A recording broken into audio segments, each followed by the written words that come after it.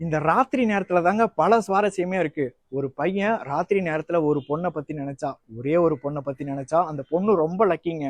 அப்படிதான் ஒரு பையன் ஒரு பொண்ணை பத்தி நினைக்கிறான். அந்த பொண்ணோட தலைமுடியில இருந்து கால் வரைக்கும் கற்பனையில அந்த பொண்ணு தான் இப்ப அவன் கிட்ட இருக்கா.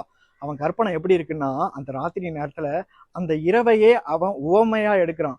ராத்திரியில இருக்கிற இருட்டை எல்லாம் எடுத்து தையல் மிஷின்ல தச்சு வச்சா எப்படி கருகருன்னு இருக்குமோ அப்படி கருப்பா இருந்துச்சான் அவ தலைமுடி. அவளோட கண்ணு ரெண்டும் நிலாவோட நிழல் மாதிரி இருந்துச்சான்.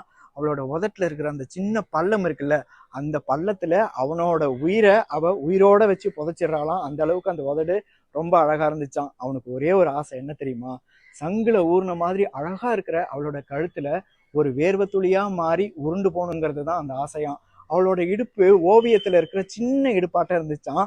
அதனால அவ சேலை கட்டினா சின்ன புயல் ஆட்டம் இருந்தாலாம். ஏன் சின்ன புயல்னு சொல்றாங்கன்னா, பெரிய புயல் வந்து ஒரே அடியா கொண்டுடும், சின்ன புயல் தான் அணு அணுவா கொல்லும். அவளோட கால் மன்மதன் தோட்டத்துல இருக்கிற மரகத தூண் மாதிரி மின்னுச்சான். இப்படி இருட்டான தலைமுடியில ஆரம்பிச்சு வெளிச்சமான மரகத தூண் மாதிரி இருக்கிற கால்ல முடிச்ச கவிஞர் யாருன்னா வைரமுத்து தான். அவங்க யாருக்காக இந்த பாட்டை எழுதியிருப்பாங்க அப்படின்னா, அவங்களோட பேரை நான் வந்து கீழே டேக் பண்ணியிருக்கேன் பாருங்க.